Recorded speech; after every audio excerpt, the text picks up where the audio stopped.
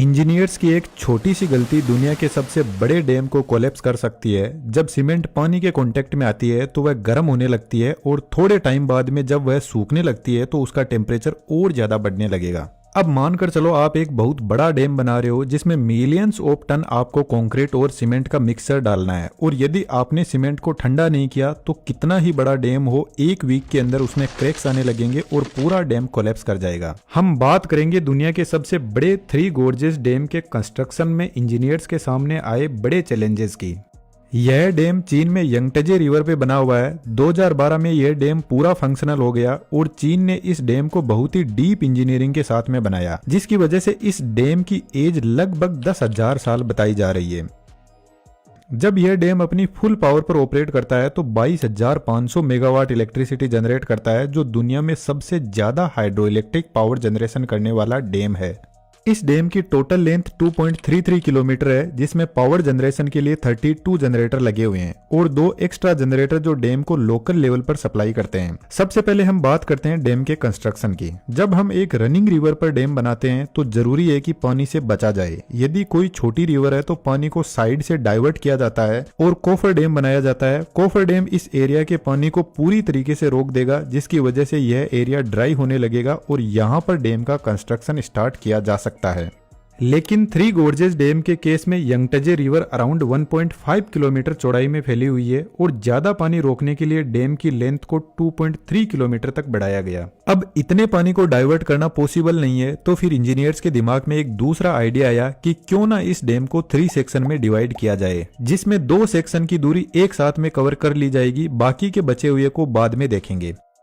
तो basically engineers ने एक टेम्परेरी डैम बनाया जिसको कोफर डैम बोलते हैं। कोफर डैम को बनाने के लिए यहाँ पर मिट्टी पत्थर डालना स्टार्ट किया गया और साथ में बड़े बड़े स्टील के बॉक्स में पत्थर के टुकड़ों को डालकर पानी को रोका गया। इस डैम को और ज्यादा मजबूती देने के लिए सीमेंट कंक्रीट से कवर किया गया, क्योंकि इस रिवर का पहले का भी रिकॉर्ड है, यहाँ पर फ्लडिंग जैसी सिचुएशन होती रहती है, तो कहीं डैम के कंस्ट्रक्शन के बीच में यह सब कुछ बहा के न ले जाए। कोफर डैम बनाने के बाद में रिवर बेड की खुदाई स्टार्ट की गई। यह काम तब तक किया गया जब तक बेडरॉक की लेयर न मिल जाए। लगभग 40 से 50 मीटर की डेप्थ में बेडरॉक की लेयर मिली। अब बेडरॉक की लेयर तो मिल गई, लेकिन फाउंडेशन को अर्थक्वेक से बचाना जरूरी है, क्योंकि अर्थक्वेक की वजह से यदि फाउंडेशन में क्रैक्स जनरेट हुए तो वाटर सीपेज होना स्टार्ट हो जाएगा और पूरा ब्रिज कोलैप्स कर सकता है।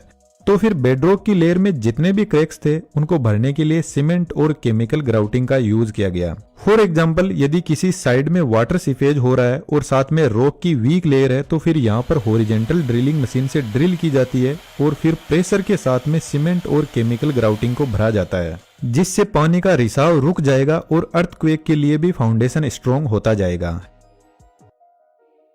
लेकिन डैम के कंस्ट्रक्शन में एक सबसे बड़ी प्रॉब्लम होती है, रिवर में जो पानी का फ्लो हो रहा है वह अर्थ के नीचे से भी कई लेयर से फ्लो होता है, तो बहुत मुश्किल है कि हम डैम के नीचे से जो पानी फ्लो हो रहा है उसको कंप्लीटली रोक पाएं। तो फिर पानी से पंगा लेने से अच्छा है जो पानी डैम के फाउंडेशन के नीचे से सीपेज हो रहा है उसको एक प्रॉपर रास्ता दे दिया जाए। तो इसके लिए बेडरॉक की लेयर में वर्टिकल बोर होल किए जाते हैं। अब जो पानी लेयर में मुश्किल से फ्लो हो रहा था उसको बोर होल की वजह से एक रास्ता मिल जाएगा और इधर से पानी आने लगेगा। लेकिन हमें मल्टीपल बोर होल करने होंगे, क्योंकि एक बोर होल पूरे एरिया का पानी बाहर नहीं निकाल सकता, और फिर इन सभी बोर होल को एक सेंट्रलाइज्ड ड्रेनेज सिस्टम से कनेक्ट किया जाता है। यह सब होने के बाद में स्टील रीइंफोर्समेंट बार का ग्रिड पैटर्न सेट किया जाता है और फिर यहाँ पे डैम का फाउंडेशन बनना स्टार्ट होता है। 3 गॉर्जेस डैम का बेस 115 मीटर वाइड है, तो यहाँ पर एक साथ में कंक्रीट और सीमेंट को भरना बहुत रिस्की हो सकता है, क्योंकि सीमेंट जब पानी के कांटेक्ट में आती है तो उसका टेम्परेचर इंक्रीज होने लगता है और जैसे जैसे सीमेंट सूखने लगेगी तो उसका टेम्परेचर और ज्यादा बढ़ने लगेगा और यहाँ पर हाई टेम्परेचर फाउंडेशन में क्रैक्स जनरेट कर सकता है, जिसकी वजह से कितना भी बड़ा डैम हो वह कुछ ही दिनों में कोलैप्स कर जाएगा। अब यहाँ पर जरूरी है कि सीमेंट को ठंडा रखा जाए। उसके लिए जो भी मटेरियल यहाँ पर यूज होने वाला है जैसे कंक्रीट, पत्थर, पानी, इनको पहले ही ठंडा कर लिया जाए और इनको ठंडा करने के लिए साइड पर बड़े बड़े कूलिंग चेंबर बनाए गए, जिससे कंक्रीट और पत्थर को ठंडा किया गया और साथ में पानी को भी ठंडा करके ही सीमेंट में मिक्स किया गया। इससे कुछ टेम्परेचर कंट्रोल होने लगेगा। अब सीमेंट कंक्रीट को मिक्स करने के बाद में फाउंडेशन तक पहुंचाने के लिए सिर्फ 15 मिनट का टाइम लिया गया, जिसमें कन्वेयर बेल्ट की हेल्प से हाई स्पीड में कंक्रीट को अपनी जगह पर पहुंचा दिया गया। क्योंकि यदि यहाँ पर ज्यादा टाइम लग गया तो सीमेंट सूखने लगेगी और उसकी पकड़ कम होने लग जाएगी। अब जो कंक्रीट को कूल करने के लिए प्रोसेस काम में ली गई है यह सफिशिएंट नहीं है, क्योंकि यहाँ पर जितने भी ट्रीटमेंट किए गए हैं यह सब हमने फाउंडेशन में सीमेंट भरने से पहले कर लिए। तो जरूरी है कि फाउंडेशन बनने के बाद में भी उसको कूलिंग प्रोवाइड की जाए। तो इसके लिए सबसे पहले फाउंडेशन का तरीका ही बदला गया। फाउंडेशन को पूरा एक साथ में ना बनाकर उसको ब्लॉक में बनाया गया, और जब एक ब्लॉक सूख गया तो फिर दूसरे का कंस्ट्रक्शन स्टार्ट किया गया, और साथ में पानी के पाइपलाइन फाउंडेशन के अंदर सेट किए गए, जहां से ठंडे पानी को तब तक फ्लो करवाया गया जब तक सीमेंट पूरी मजबूती से सेट ना हो जाए। इस तरीके से डैम का कंस्ट्रक्शन चलता गया और एक साइड का डैम बनकर तैयार हो गया। आपको जानकर हैरानी होगी, इस डैम की टोटल हाइट 175 मीटर है और टॉप से इसकी विड्थ 40 मीटर की है। अब डैम का रेगुलर मेंटेनेंस होना जरूरी है, और उसके लिए यहाँ पर गैलरी बनाए जाते हैं। इन गैलरी का प्राइमरी काम होता है जो वाटर सीपेज ब्रिज के फाउंडेशन के नीचे से आ रहा है उसको कंट्रोल्ड वे में बाहर भेजना, और मेंटेनेंस के काम के लिए जगह प्रोवाइड करवाना। जब हाफ डैम बनकर तैयार हो जाता है तो अब सही टाइम है कोफर डैम को हटाने का। लेकिन इस डैम को कंक्रीट की हेल्प से मजबूती से बनाया गया था, तो इसके अंदर ब्लास्ट करवाए जाते हैं और डैम को तोड़ा जाता है। अब बारी है बचे हुए थर्ड सेक्शन को बनाने की, लेकिन यहाँ पर सबसे बड़ी प्रॉब्लम है कि पानी को कैसे मैनेज किया जाए। यहाँ पर एक छोटा सा कंसेप्ट और आता है स्किल्स का। यदि आप इंटरेस्टेड हो अपनी क्रिएटिविटी को बढ़ाने में तो 3D एनिमेशन एक बेस्ट अपॉर्चुनिटी है। आप साइड में थोड़ा टाइम देते हुए इसमें बहुत कुछ अच्छा कर सकते हो। और अभी तो AI का भी अच्छा सपोर्ट है। हमारे एडवांस 3D एनिमेशन के कोर्स में स्टेप बाय स्टेप एक कंप्लीट वीडियो प्रोडक्शन की प्रोसेस में 3D एनिमेशन की किन किन स्टेज से होकर गुजरते हैं उनको पूरा डिटेल से एक्सप्लेन किया गया है। डिस्क्रिप्शन में डिटेल्स अवेलेबल है, जरूर से चेकआउट कीजिएगा। अब वापस टॉपिक पर आते हैं। अभी तक इंजीनियर्स ने डैम के 2 सेक्शन एक साथ में बना लिए, और यह जो सेक्शन है इसमें 46 स्पिलवे लगे हुए हैं जिससे पानी को पास किया जा सकता है। तो इन चैनल को ओपन कर दिया गया, और जैसे ही पानी का लेवल नीचे आया तो फिर इधर साइड में हेवी मात्रा में टन्स ऑफ अर्थ मटेरियल जैसे मिट्टी, पत्थर, चट्टानों के टुकड़े डाले गए और इस लेवल को ऊपर लाया गया। और फिर पानी को कंप्लीटली रोकने के लिए अब की बार कंक्रीट का कोफर डैम बनाया गया, और सेम ही तरीके से राइट साइड का सेक्शन बनकर तैयार हुआ। ठीक इसी तरीके से लेफ्ट साइड के सेक्शन भी बनकर तैयार हुए। इंटरेस्टिंगली जब यह डैम बनकर तैयार हुआ तो इसमें total 280 million cubic ton cement concrete का मिक्सचर यूज हुआ। अब बारी है इस कोफर डैम को तोड़ने की। तो इस डैम को बहुत ही सावधानी से हटाना होगा, अदरवाइज पानी का हाई प्रेशर यदि एकदम से डैम पर लगा तो यह इसके स्ट्रक्चर को नुकसान पहुंचा सकता है। तो सबसे पहले डैम को तोड़ने के लिए कुछ ऐसे छोटे छोटे रास्ते बनाए गए ताकि डैम के पास में पानी का प्रेशर धीरे धीरे इंक्रीज हो, और फिर जब पानी का सफिशिएंट प्रेशर क्रिएट हो गया तो यहाँ पर डायनामाइट लगाकर ब्लास्ट करवाए गए और पूरे डैम को हटा दिया गया।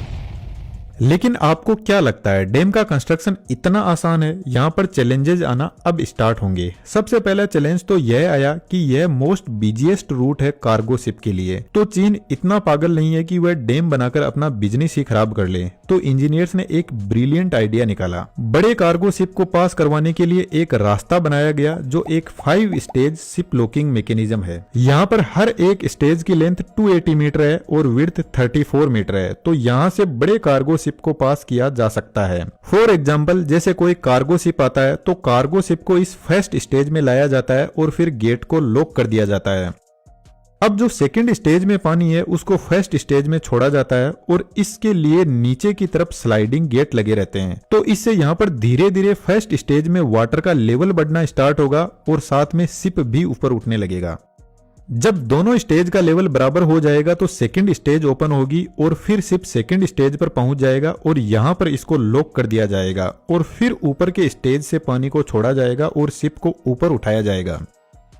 इस तरीके से शिप डैम को क्रॉस कर जाएगा। लेकिन यहाँ पर एक बहुत बड़ी प्रॉब्लम है, जो वाटर डिफरेंस है वह लगभग 113 मीटर का है। तो शिप को इतनी हाइट पर पहुंचाने में 4 घंटे का टाइम लगता है। दोस्तों, आपके एक ओपिनियन की जरूरत है, कमेंट बॉक्स में जरूर से बताना। हम सोच रहे हैं कि AI के टूल्स को आपको कंप्लीट डिटेल से आपको एक लाइव क्लास में सिखाया जाए। क्या आप सीखने में इंटरेस्टेड हो तो हम क्लास ऑर्गेनाइज करवा सकते हैं। आपका ओपिनियन जरूर से बताना। अब यदि कोई क्रूज शिप है तो कपल्स घूमने आए हैं, उनका टाइम तो इन स्टेज में ही निकल जाएगा। तो इंजीनियर्स ने एक और रास्ता बनाया, और यह रास्ता देखा जाए तो एक पावरफुल लिफ्ट है जो पूरी ही शिप को उठा लेती है। और इंटरेस्टिंगली दुनिया की सबसे पावरफुल लिफ्ट इसी डैम पर बनी हुई है, जिसकी वेट लिफ्टिंग कैपेसिटी 3000 टन है। जब यहाँ पर कोई शिप आता है तो इसको शिप चेंबर में लाया जाता है और चेंबर को बंद कर दिया जाएगा। इस लिफ्ट की टोटल लेंथ 120 मीटर है और विड्थ 18 मीटर है। अब इस पूरे लिफ्ट चेंबर को ही उठाना स्टार्ट किया जाता है, और इस चेंबर के दोनों साइड में हेवी रोप लगे रहते हैं, और यह रोप ऊपर की तरफ पावरफुल पुली सिस्टम से कनेक्टेड रहते हैं। और शिप चेंबर के दूसरी साइड में वेट को बैलेंस करने के लिए हेवी काउंटर वेट लगाए जाते हैं। एक्चुअल में इस लिफ्ट में शिप चेंबर को ऊपर उठाने के लिए पावरफुल हाइड्रोलिक मोटर सिस्टम इसी शिप चेंबर पर ही लगा रहता है, जिसकी वर्किंग वाकई में बहुत इंटरेस्टिंग है। सिर्फ चेंबर के 4 पॉइंट पर पावरफुल मोटर सिस्टम लगा रहता है। यह मोटर पुली से कनेक्टेड होते हुए इस वोम गियर को रोटेट करवाती है, और यह वोम गियर इन थ्रेड्स में रोटेट करता है, और इस रोटेशन से इस लिफ्ट चेंबर को ऊपर की तरफ फोर्स लगता है। यह ठीक एक नट बोल्ट की तरह काम करता है। लेकिन वोम गियर की सबसे अच्छी बात यह है कि यदि रस्सी टूट भी जाए तो लिफ्ट वहीं पर रुक जाएगी, नीचे नहीं गिरेगी, क्योंकि यह gear unidirectional power transfer करता है। थोड़ा इसको सिंपल करते हैं, यह दोनों नॉर्मल टीथ गियर है। यहाँ पर कोई फर्क नहीं पड़ता, कोई सा भी गियर किसी भी गियर पर पावर लगाकर रोटेट करवा सकता है एक दूसरे को। लेकिन इस वोम गियर की कंडीशन में सिर्फ यह वोम गियर इस रिंग गियर को रोटेट करवा सकता है, लेकिन यह रिंग गियर वापस इस वोम गियर पर पावर नहीं लगा सकता, चाहिए इस पर कितना भी लोड क्यों ना हो। और ठीक ऐसा ही हमारे इस लिफ्ट में हो रहा है। अब यदि आपने थोड़ा सा भी अपना दिमाग लगाया तो यदि यह वोम गियर अच्छे से काम कर रहा है तो फिर रोप का क्या काम है। यह तो अकेला ही लिफ्ट को ऊपर उठा सकता है, लेकिन असल में वोम गियर का सिर्फ इतना काम है कि यह लिफ्ट को ऊपर की तरफ फोर्स लगाए। बाकी लिफ्ट का वजन रोप और काउंटर वेट ही हैंडल करते हैं। जैसे गाड़ी का इंजन गाड़ी का वेट नहीं उठाता, वह सिर्फ गाड़ी को फॉरवर्ड डायरेक्शन में मूव करवाता है। गाड़ी का वजन टायर पर होता है। अब यहाँ पर फिर से प्रॉब्लम आ जाती है, यदि रस्सी टूट जाए तो वोम गियर तो अपने हाथ खड़े कर देंगे और पूरी लिफ्ट धड़ाम से नीचे गिर जाएगी। तो ऐसी इमरजेंसी सिचुएशन में यहाँ पर एक रैक बनाई जाती है जिस पर टीथ होते हैं, और इस रैक की इतनी कैपेसिटी होती है कि ये पूरी लिफ्ट का वजन उठा सकती है। और इस रैक के नीचे एक लॉकिंग मैकेनिज्म होता है जो हर टीथ पर लॉक होता जाता है, और यदि कोई फेलियर जैसी सिचुएशन हुई और लिफ्ट नीचे मूव करने लगेगी तो ये तुरंत लॉक हो जाएगा और लिफ्ट 1 इंच भी नीचे नहीं गिरेगी। यह लिफ्ट शिप चेंबर को 113 फीट तक ऊपर लेकर जाती है। अब लिफ्ट यहां पर पहुंचती है तो यह गेट ओपन होता है और शिप आगे की तरफ प्रस्थान करती है। इस तरीके से जब शिप क्रॉस करता है तो उसको 30 से 40 मिनट का टाइम लगता है। अब आता है सेकंड सबसे बड़ा चैलेंज। यह डैम साइज में इतना ज्यादा बड़ा है कि यह 1000 स्क्वायर किलोमीटर के एरिया में पानी को स्टोर करके रखता है, और जब यह डैम अपनी फुल कैपेसिटी में पानी स्टोर करके रखता है तो यह अर्थ के रोटेशन को 6 मिली सेकेंड तक स्लो कर देता है। यदि यह डैम फुल लोडेड कंडीशन में कोलैप्स कर जाए तो यह 30 करोड़ लोगों की जान ले सकता है। अब इतना पानी भयंकर प्रेशर क्रिएट करता है डैम पर, लेकिन प्रॉब्लम तब क्रिएट होती है जब पानी ओवरफ्लो करने लग जाए या फिर पानी को जब रिलीज करना हो। मैं पहले ही बता चुका हूं इस डैम की हाइट 175 मीटर है, तो जब ओवरफ्लो की वजह से इतनी ऊंचाई से पानी गिरता है तो यह पानी डैम के फाउंडेशन को कमजोर करने लगेगा, जिसकी वजह से पूरा डैम कोलैप्स हो सकता है। तो फिर इंजीनियर्स ने इस प्रॉब्लम को सोल्व करने के लिए 46 स्काई जंप स्पिलवे बनाए गए। तो जब भी चैनल ओपन करते हैं तो यहां से हाई प्रेशर पानी जाता है और यह स्पिलवे पानी को डैम से 100 मीटर दूरी पर फेंकते हैं, जिससे फाउंडेशन को कोई नुकसान नहीं होगा। यहाँ पर पानी को रिलीज करने के लिए रेडियल गेट लगे रहते हैं और यह गेट हाइड्रोलिक पंप से ऑपरेट करते हैं, तो पानी की रिक्वायरमेंट के हिसाब से इनको ओपन या क्लोज किया जाता है।